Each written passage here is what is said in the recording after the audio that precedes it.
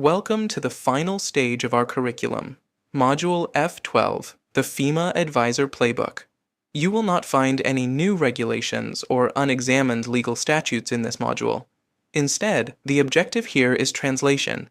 We take the isolated rules you mastered in modules F1 through F11 and assemble them into a repeatable operational workflow. This module map outlines the process across 4 sequential nodes, moving systematically from F12.1 through F12.4. Mastering this sequence marks the point where you stop merely studying FEMA regulations and start actively executing them. When faced with a complex client mandate, reciting isolated provisions from memory is insufficient. Every engagement requires a rigorous, systematic method to ensure compliance.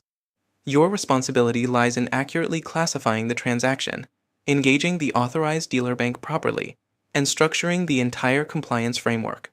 Crucially, every piece of this structure must be validated and locked in before a single dollar or rupee crosses the border. By deploying this method, you insulate the client from severe regulatory exposure and act as a reliable strategic shield. We begin with micromodule F12.1, where the first mandatory step is definitively verifying the identity of the person involved, specifically whether they are a person resident in India or a person resident outside India. This 5-question framework chart shows how to classify the transaction based purely on its economic substance, identifying it as FDI, ODI, OPI, ECB, or an LRS remittance. Once the transaction is classified, micromodule F12.2 shifts our focus to building the legal foundation. This structural pyramid illustrates how a legally sound practice rejects unverified assumptions in favor of a rigidly constructed, verifiable foundation.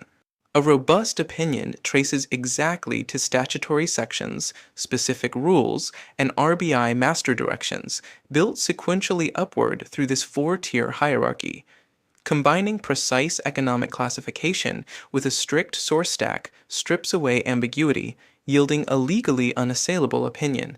Routine compliance audits and active transaction diligence inevitably reveal gaps, bringing us to micromodule F12.3. Before prescribing any remedy to a client, you must diagnose the exact nature of the failure. This decision matrix outlines the critical first step, routing the compliance gap to determine if it is a simple reporting delay or a substantive contravention. If you identify a quantifiable substantive contravention, the diagnostic pathway leads towards compounding under Section 15 of FEMA. Utilizing this matrix ensures you prescribe the correct regulatory cure, preventing escalated enforcement and structural damage to the client's business. Finally, micromodule F12.4 addresses the operational imperative of the filing timeline.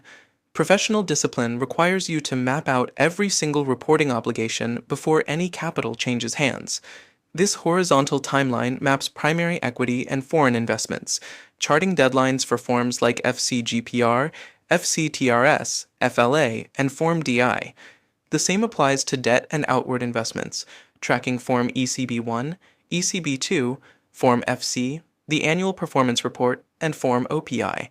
Building this integrated calendar translates abstract regulatory deadlines into a concrete, actionable roadmap for the client and their authorized dealer bank. By the end of this module, you are expected to master 3 distinct operational goals.